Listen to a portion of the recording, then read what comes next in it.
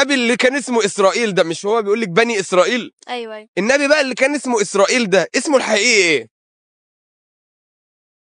انا افكر فيه اصل دي مش يا اما عارفاها يا اما مش عارفاها، مفيش حاجه اسمها استعيد ذكرياتي وانا شفتها قبل كده. عارفاها؟ لا للاسف يا جماعه، الاسئله العامه والظريفه والطريفه عرفت اجابتها، لكن السؤال الوحيد اللي عن انبياء الله ما عرفتش الاجابه، لان هو سؤال صعب فعلا. وانا احييك بجد يا جمانه، بس يا ريت تهتم شويه. يعني رسالتنا من الفيديو ده ان احنا نركز على قصص الانبياء، وان احنا نعرف السيره النبويه والتاريخ الاسلامي وتاريخ الديانات الاخرى برضو، نعرف ناخد عبره يعني من قصص الانبياء. ماشي.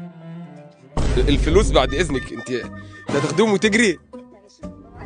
يا ريت اللي عارف الاجابه يكتب في التعليقات، اللي هيجاوب على السؤال ده هيكسب 2000 جنيه.